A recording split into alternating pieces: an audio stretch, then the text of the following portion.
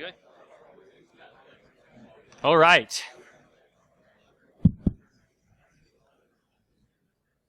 Our keynote speaker today for B-Sides LV is Adam Shostack, and I'm a big fan of propaganda, and especially North Korean propaganda with the crazy origin stories that they create for their sort of cult of personality for leaders. So because I know that everyone here, one of the principal skills of being in InfoSec is being able to cut through bullshit.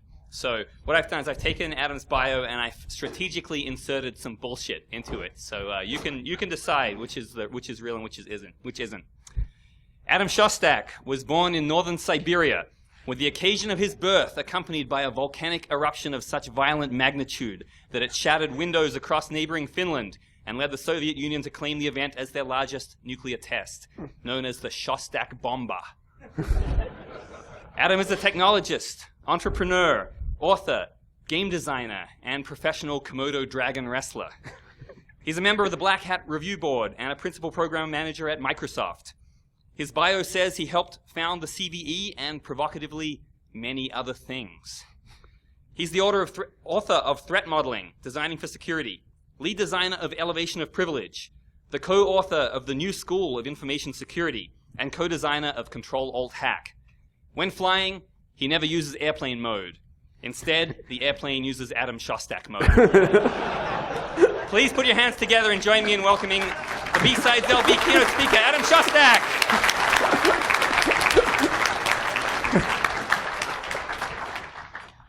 Thank you. Thank you. It's a pleasure to be here, and please put your phones into Adam Shostack mode.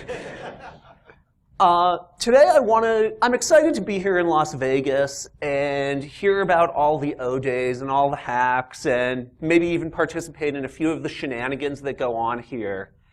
And as I was thinking about all of that and thinking about what I wanted to say, I realized how much the enthusiasm we bring to what we do contrasts with the way in which we find ourselves burnt out. And I am having a fun and exciting thing here where my slides are not showing correctly, so I'm just going to restart this before I get into the details. There we go, there we go. Now it looks the way I was hoping it might even look. So the problem statement that I want to start from is really about burnout. And this is work that Jack Daniel and others have been doing for a long time.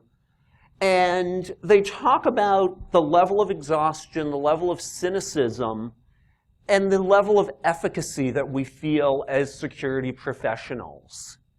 And say that the levels of efficacy are where we as security professionals distinguish ourselves from other high-stress professions. And efficacy, the ability to produce a desired or intended result, is really, to me, the heart of why we burn out. It's not the stress. It's not the put your weekend on hold while there's an emergency. It's the ongoing issues, and these issues lead to problem statements like this from Mike Rogers, the chairman of the House Intelligence Committee, who says that there's those who have been hacked and those who have been hacked but don't know it yet. Closely related is this comment from Nicole Pearl Roth, writing in the New York Times.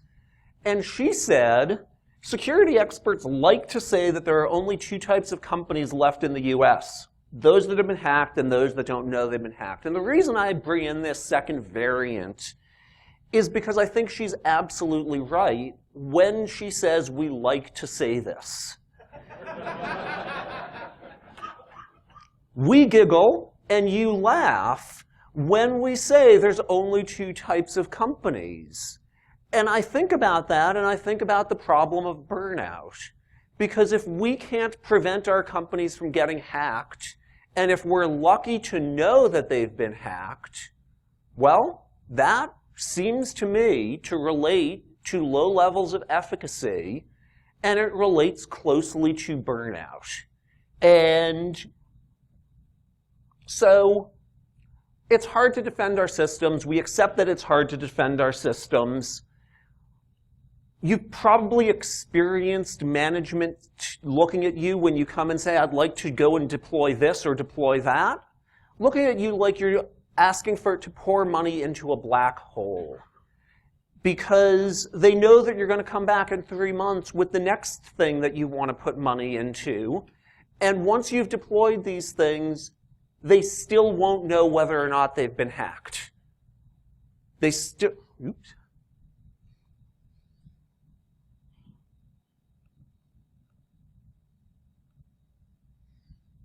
So I want to present a model of the world. And this is just a model. As I say in the threat modeling book, all models are wrong and some models are useful. I hope that this is a useful kind of model, really as a way to think about the state of the world. And the state of the world is that companies invest to prevent attacks, they invest to detect attacks, and they invest to respond. And then there's training that goes on, and then attacks happen, and we may or may not notice them. So I want to talk a little bit about how we invest in these controls. The first way we invest in controls is, oh my God, APT. And we say we're going to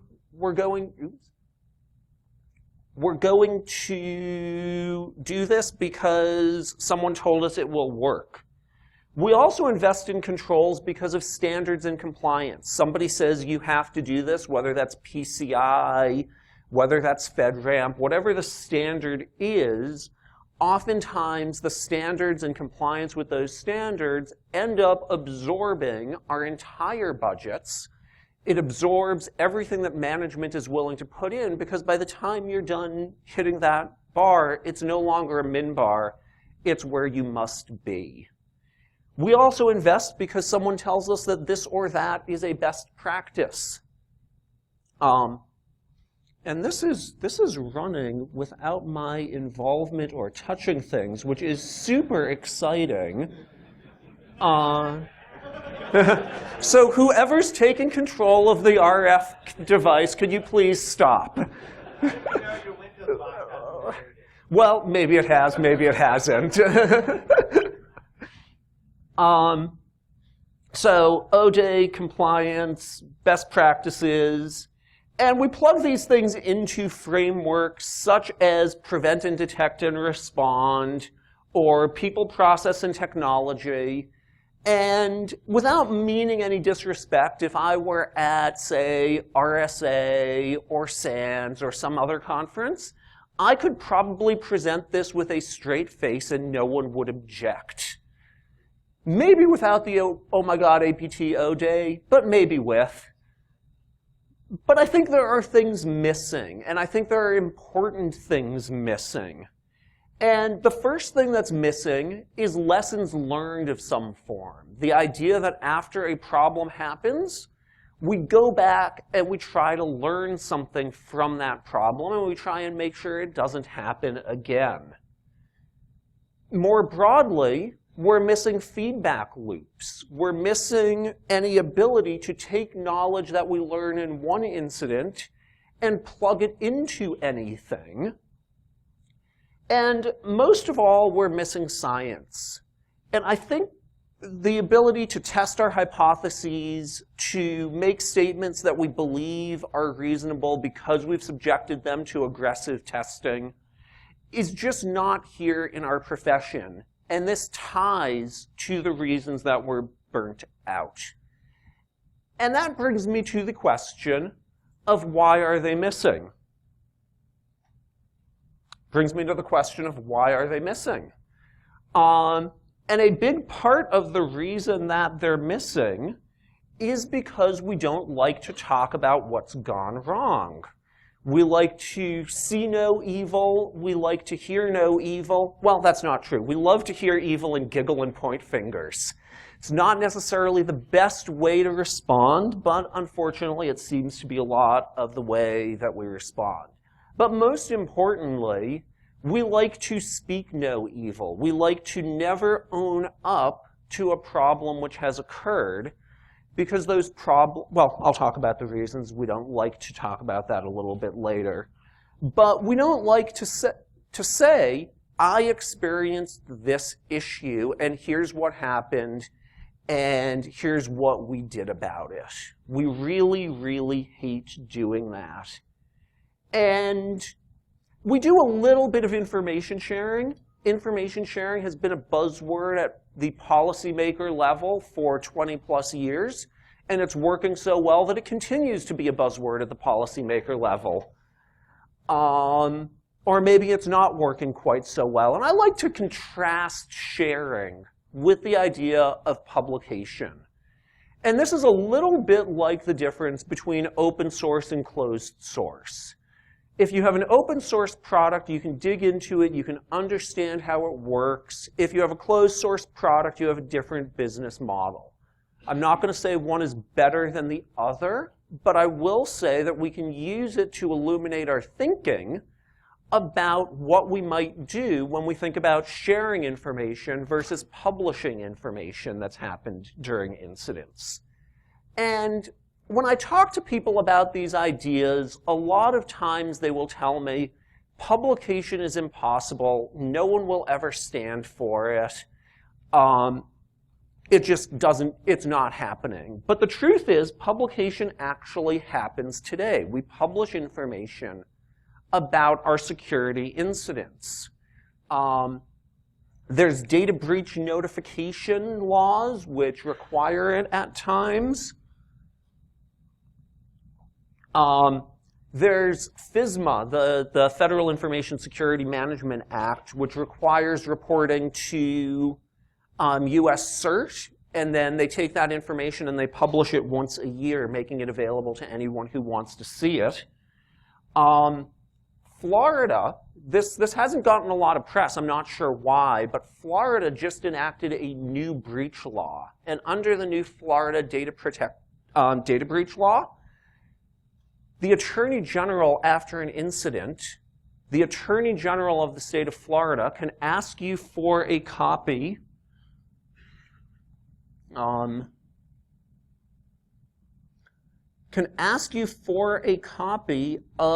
the forensic report and your data security policies. And if you'd like to think about where you want that not to go, I might suggest that an Attorney General might be high on your list.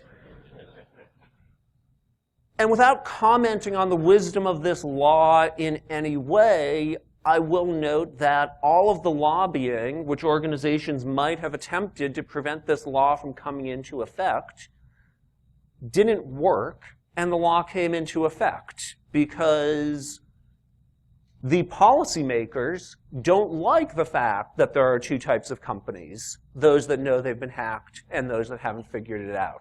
They think that's a bad situation for society, and they're trying to do something about it. Whether they're doing something successfully, that's a question we can debate, ideally with adult beverages handy. There's the Verizon DBIR, which people often bring up, and I'm a fan of the DBIR, and they do their darndest to explain what it is they're seeing and how they're doing their analysis, and I have tremendous respect for them. But the truth is, no one else can replicate the work that they're doing. No one else has access to the data set to dig in and say, if I do this analysis, do I get to the same answers that they do? And the ability to replicate work is a tremendously important element of science, and it's an important element of why we need to move towards a publication model for incidents. Most of the publication which happens today, the details don't actually enable anyone to see what happened. For example, if you look to, the Target breach, we learned that millions of credit cards had been stolen, but only months later did we learn how the attackers got in because someone leaked a report somewhere. Target paid the price of talking about what happened, but they didn't pay the price to tell us why it happened so that we could learn from their pain. So publication happens today, and the quality of the analysis which comes out looks a lot like this. And I gave a previous version of this talk at Syracon, and Alex mocked me for using a pie chart. So this is not my pie chart. But this pie chart from the General Accounting Office's report is that analysis of federal incidents which we get today. And it says such things as malicious code, denial of service, scans, probed, and attempted access. My favorite, unauthorized access, whatever that happens to be. How does that relate to improper usage? And then a whole bunch of it remains under investigation. And I point this out not to cast stones or aspersions on the work they're doing. They're doing the work as best they can, and the people doing the work are good, smart people. But I believe that we can do better. The other thing that I take from this GAO report is that even when there is a law which requires government organizations to deploy certain security controls, the number of agencies which are 90 to 100% effective at configuration management and vulnerability management is the far left. It's 2 organizations are doing config management over 90 to 100% of their assets, and 4 are doing vuln scanning over 90 to 100%. Most are at less than 60% of their systems. And this is the case where we have these laws in place. And I bring this up not because I think this is a problem, but because I think this is an opportunity. And so I want to talk about an engineering approach that takes advantage of this. If we believe that controls vary across organizations, that compliance is a goal, not a reality, and that few organizations are 100% compliant, then we can actually start to use this as a basis for science. So, for example, if we have 8 organizations, cleverly labeled organizations 1 through 8, and we have 8 controls, which I picked out of a hat, ranging from user education to password policy or patch management, and we conveniently deploy them in different ways, then we can think about what we might learn from these different deployments. So we can believe, I hope we can agree, in fact, that controls should prevent incidents, or that controls should help us detect incidents. Because if they don't, why are we deploying them? And so I also believe that we should be able to agree that different types of controls should prevent different types of incidents. So for example, we might say that user education is unlikely to have any impact on zero-day vulnerabilities. It might change the rate at which people put USB sticks in their computers and are attacked by auto-run or Office macros. But compared to patch management, where we know that we can deploy a patch and deal with auto-run worms, we can deploy patches and deal with Office macros, we can deploy patches and deal with issues that have patches available for them, those are places where we believe strongly that these controls should have a measurable impact on the incidents. And so if we do this, and then pay attention to what happens, and these are our hypothetical incidents, we might be able to do science. So here we are seeing organization 1 has had some zero-day issues, no auto-run, no Office macros, people install software, people get tricked into doing things, and they have configuration issues. Similarly, organization 2 has some zero-day and some users getting tricked. And so this is obviously a constructed example, but the constructed example allows us to compare what controls are in place at an organization versus what sort of incidents are happening. And if we do this, then what we might learn is, for example, every organization that hasn't deployed EMIT, Microsoft's Enhanced Mitigation Experimentation Toolkit, thank you, every organization that hasn't deployed it is hit by O-Day. See, here's the EMIT column. So not deploying it, you get hit. Deploying it, some people still get hit. We do see bypasses for that technology. We could see that every organization without patch management, this bottom half, 5 through 7, is hit by auto-run worms.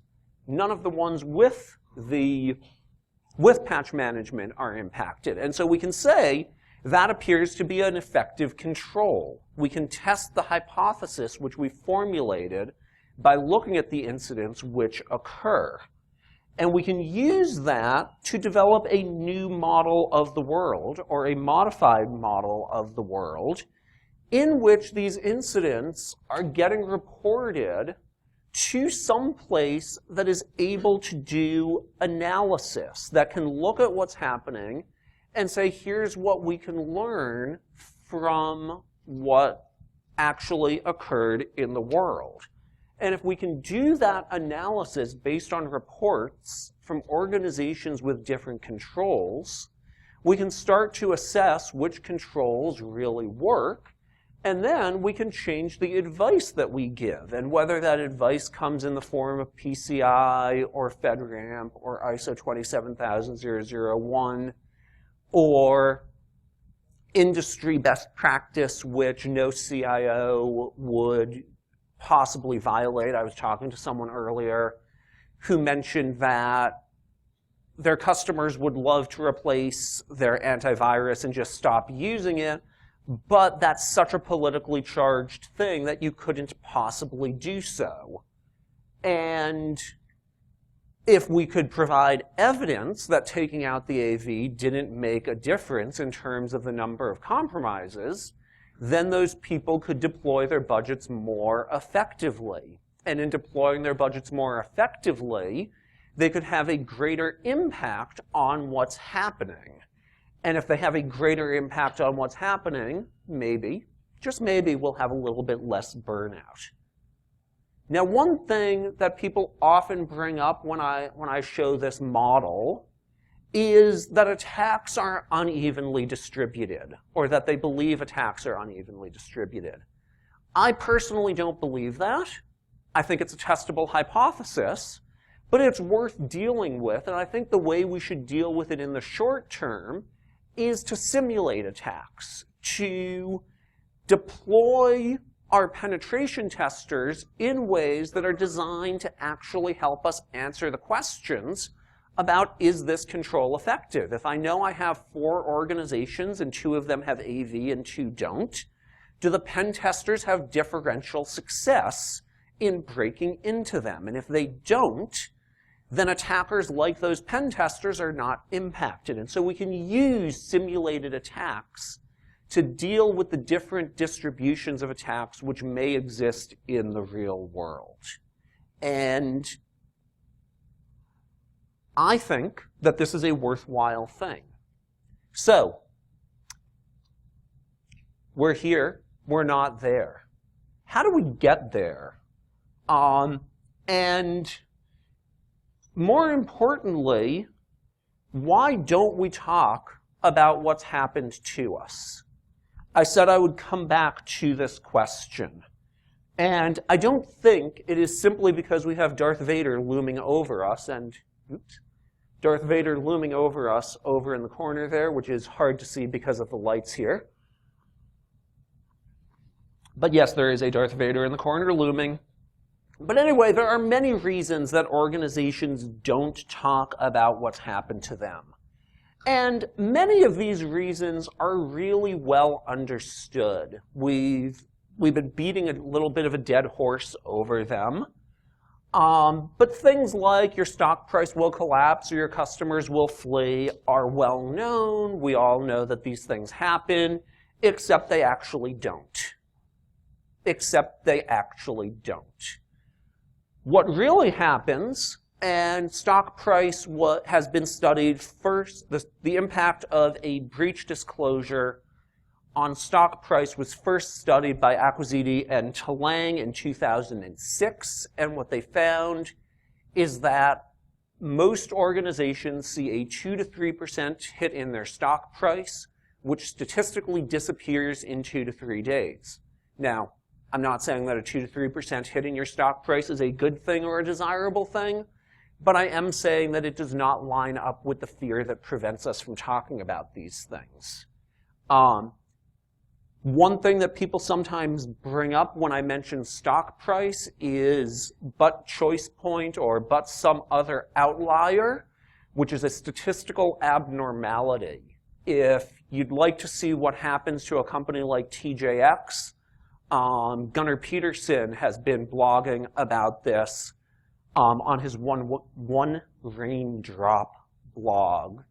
And the answer is TJX, after the biggest, at the time, biggest breach in history, a title which doesn't seem to last very long.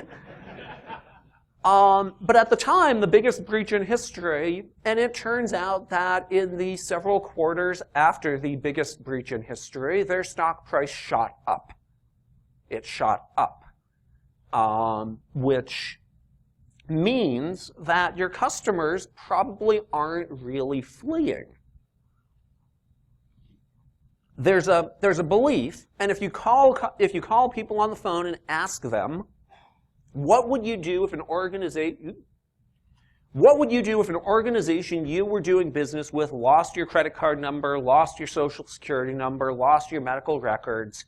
80–90% of them will say, in survey after survey, they will say that they will stop doing business with that organization.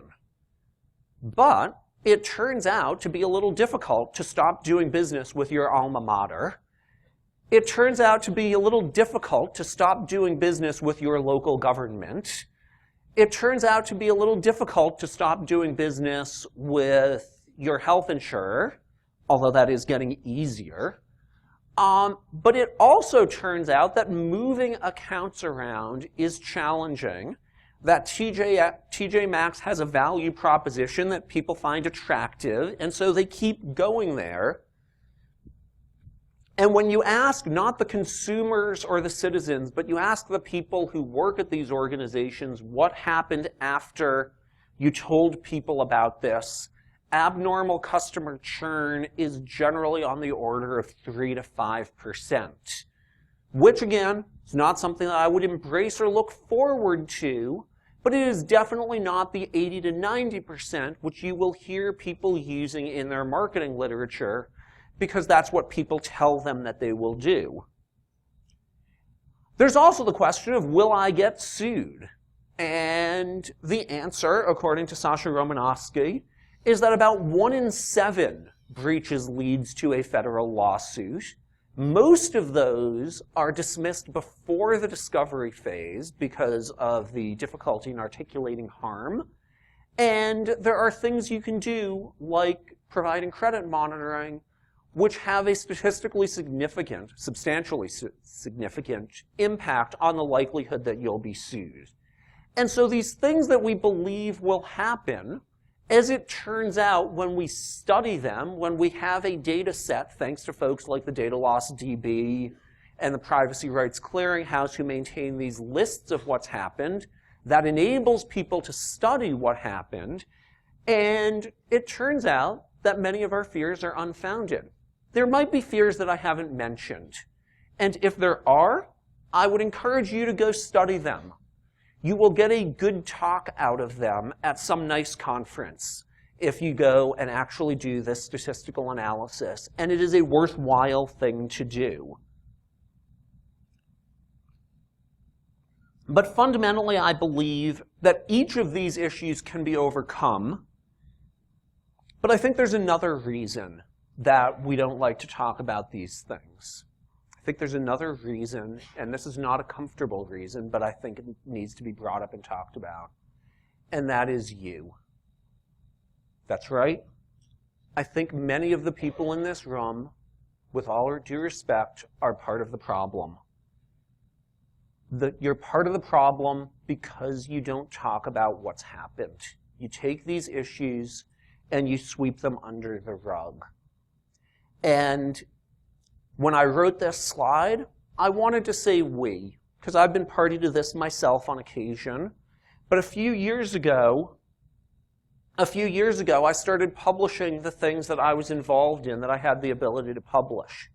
And I'll tell you honestly, every time I went to hit publish on one of those blog posts, I had butterflies in my stomach and I had fear and I didn't sleep well the night before I published it. It's scary. I feel that fear.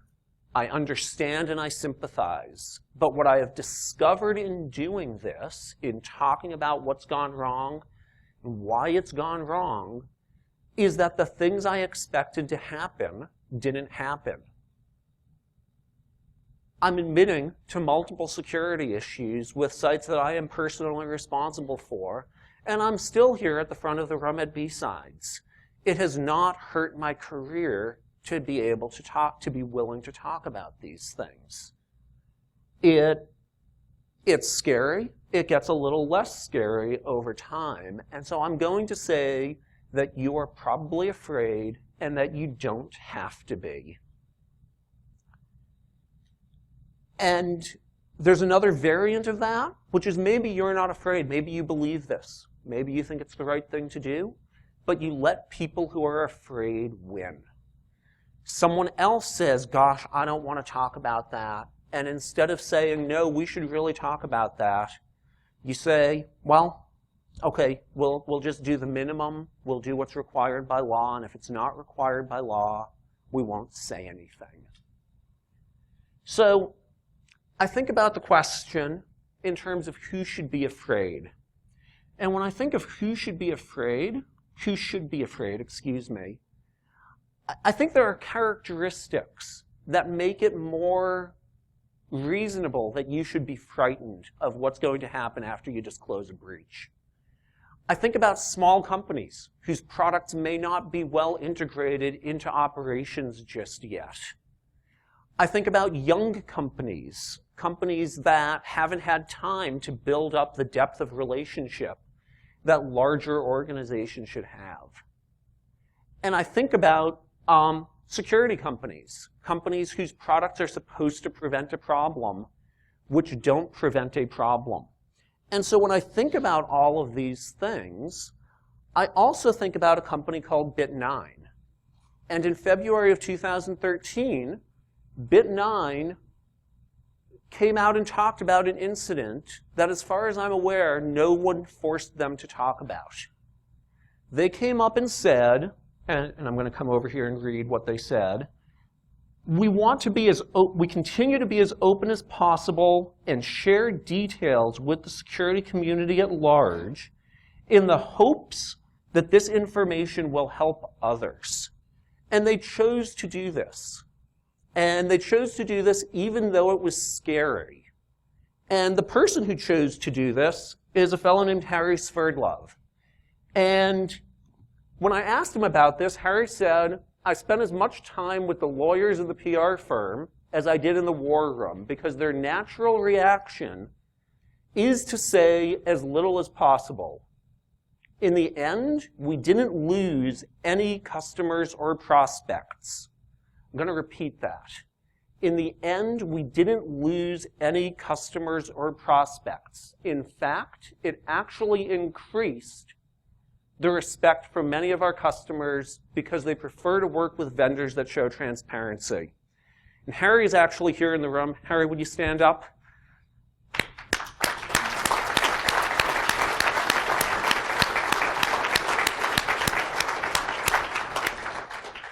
Thank you, Harry. What you did really is an inspiration to me. The fact that you went and you fought for this when your organization didn't have to say anything is great, so thank you. I want to talk about another organization that got hacked. I want to talk about another organization that got hacked, and that is The Onion. Yes, America's finest news source came under attack from the Syrian Electronic Army. And after they did, they had a little fun with the Syrian Electronic Army with headlines such as, "The Syrian Electronic Army has a little fun before inevitable upcoming deaths at the hands of rebels." They had more fun, claiming that this was an article from the Syrian Electronic Army. We regretted our actions as soon as we hacked into the Onion site and saw what a goddamn mess it is with all those ads. Seriously, that site is a complete disaster. So they had their fun, which is great, which is what you would expect the Onion to do. But what you might not expect the Onion to do is to publish a blog post entitled "How the Syrian Electronic Army Hacked the Onion."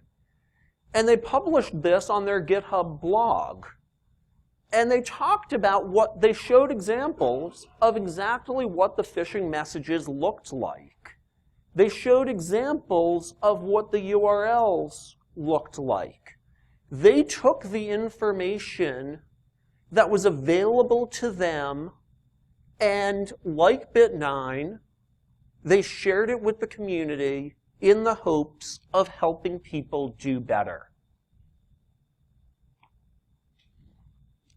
The Onion. Disclosure of incidents is sometimes a duty and it's sometimes a choice. Sometimes, for consumer protection reasons, the government mandates that we talk about these incidents. Sometimes, the Syrian Electronic Army mandates that you talk about these incidents. Sometimes it's a choice. Sometimes it's something that you choose to do. What you disclose is also a matter of duties and choices.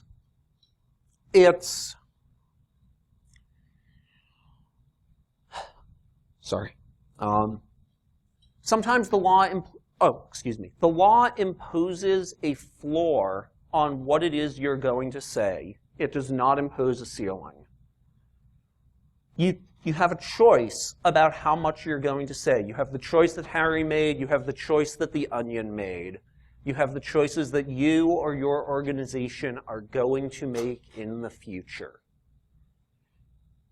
Talking about these incidents in detail is scary. It's hard to do. It's hard to convince people that it's the right thing. But talking about these things early can help you close the books on what's happened.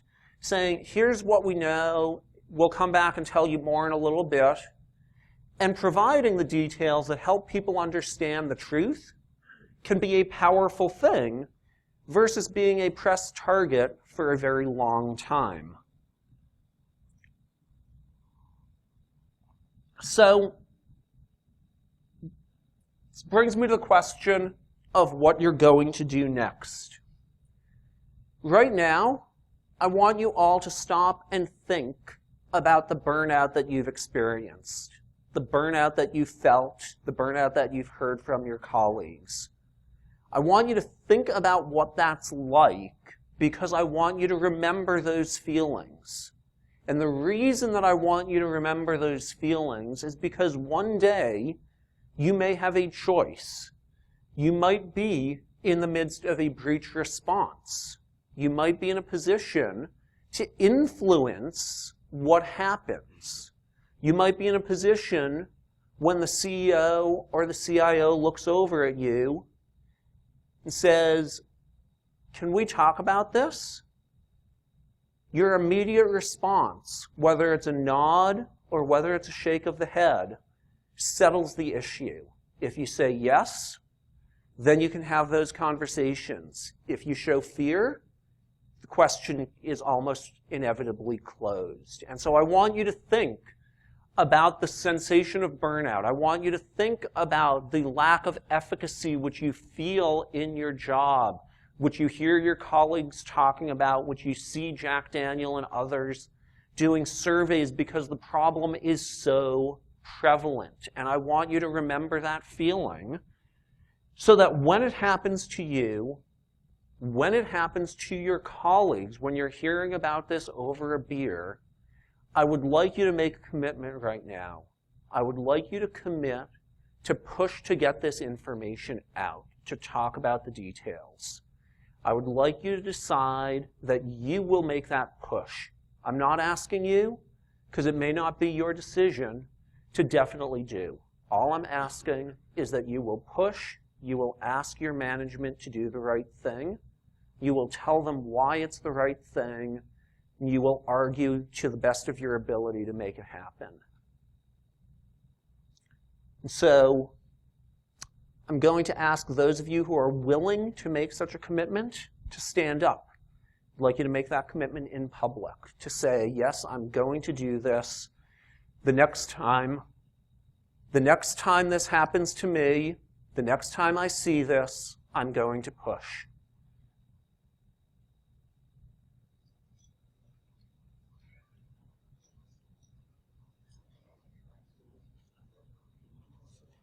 I'm going to push. Thank you. Before you sit down, I'd like you to turn to one side, shake hands with the person next to you. I'd like you to turn to the other side and shake hands. And you're laughing? The reason I am asking you to do this is because I want this moment to be fixed in your minds. And you can have a seat, thank you. I want this moment to be fixed in your minds. I want you to remember this. I want you to remember that you made a decision about what to do when this happens. Because it is in each of our hands to go and make this better, it is within our power to make change. And what happened here, what will happen next, is a first step in that change. And I think it will be a good change and a worthwhile one. Because to the extent that there are two types of companies, I think there will be two different types of companies. There will be those who talk about the details of their incidents. There will be those who talk about the root causes, and those who don't. I think this is an important problem. And I'm glad, I am heartened to say that with your commitment, I believe that we will do better. Thank you very much. And with that, I am happy to take questions.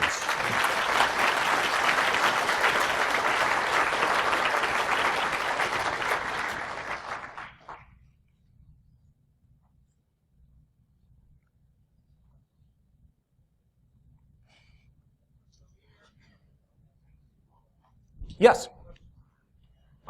Do we have a mic runner, or I'll just repeat the question for the video.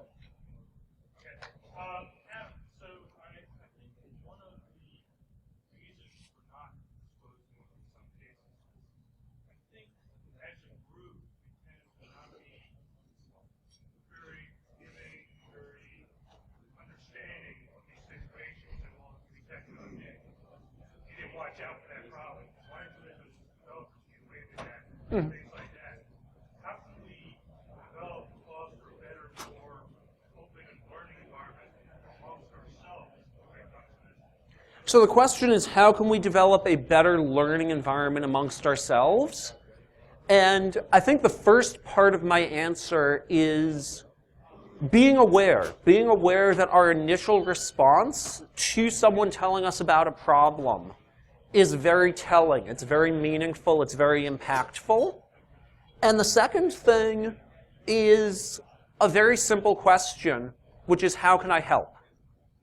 When someone tells you about a problem, instead of saying, how did you let those people get away with that? Ask the question, how can I help?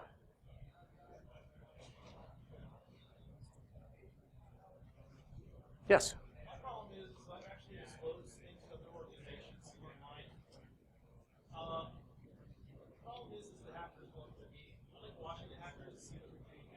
Yep. And a lot of the things I was able to monitor, I can no longer monitor once the hacker So the question is, will the hackers up their game? And I believe that the answer is yes. And I believe it is really easy to believe that when you disclosed, there was a causal chain between your disclosure and the hackers upping their game. I would challenge you to say, how do you know that those hackers changed their behavior because of what you did versus they learned a new technique, they found out through some other channel that didn't involve you that they were being monitored because of this or that, right? How do you know that what you're doing is the issue?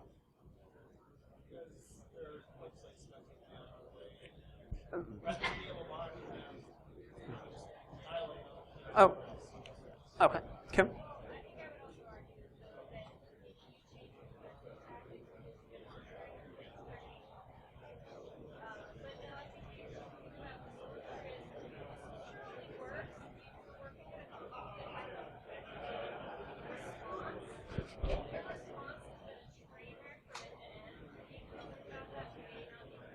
So that is a great point, which is that if you're working at a company that has a train wreck of a response, which I believe is an incredibly common problem, disclosing that is even harder. If you want to talk about bait for a lawsuit, that's probably bait for a lawsuit.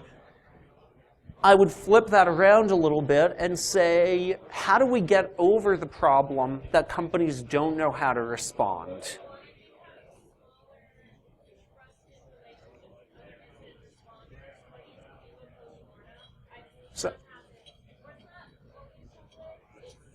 So small groups can absolutely help in that situation.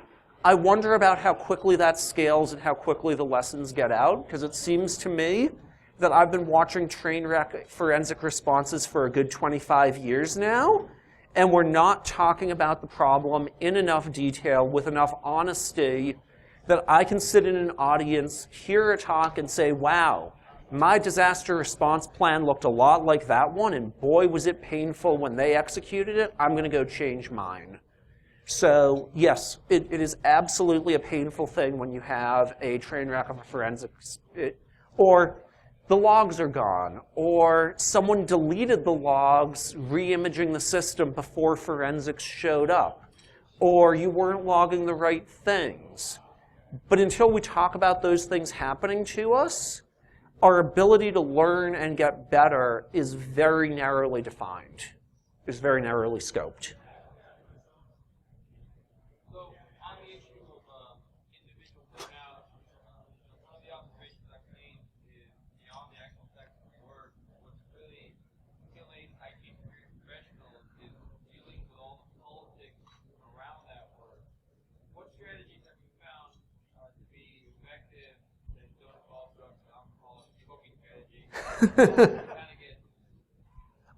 So what strategies for dealing with politics?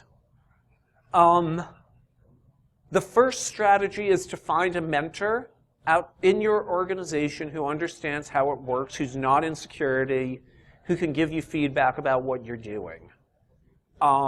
Good communication skills are dependent on the organization, and this is something I've learned a lot about working at startups and working at Microsoft, is the way in which you communicate, the cadence of communication makes a big difference everywhere. Being there before there's a problem makes a difference. And lastly, a friend of mine recommended a book recently called What Got You Here Won't Get You There. And you think you know everything you need to know about the book from the title, but it actually focuses on 20 problems that this management coach regularly sees. And I don't want to point fingers, but I see a lot of these in InfoSec. Always saying no, adding too much value, and politics are a fact of organizations. You have to learn to deal with them to be effective at some level. Or you have to say, I'm going to be the technologist and I'm going to work for a manager who can deal with that for me. So it's not the stuff we want to do, but it's the stuff we have to do. I hear you saying the dreaded soft skills. Yes, the dreaded soft skills.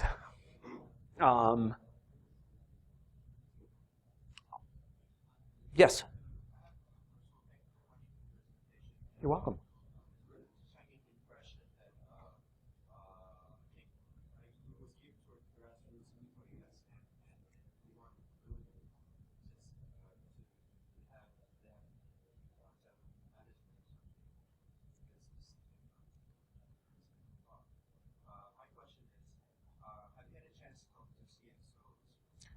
Yeah.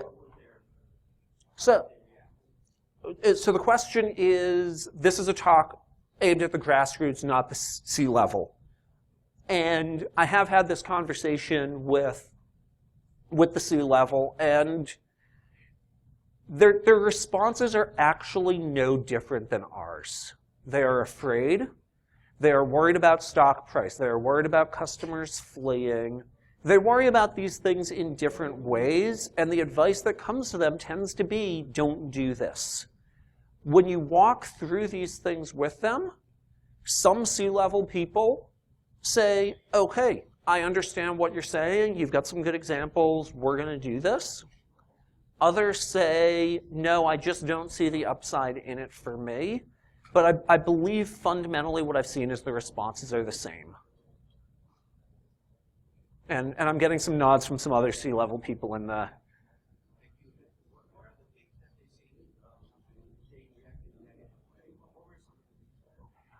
The primary thing that causes them to respond in a negative way is this doesn't improve their products, it doesn't grow their market, and it doesn't cut their costs. And if you're an executive at a big company, fundamentally those are the three things you care about. And this doesn't line up with those.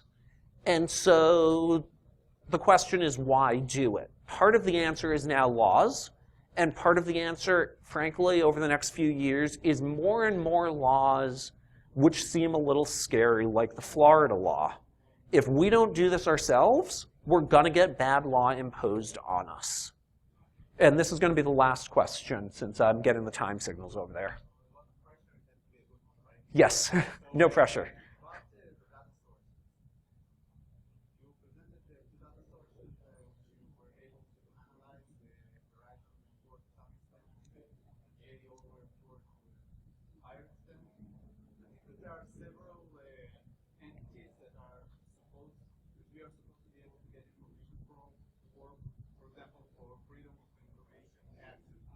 Mm-hmm.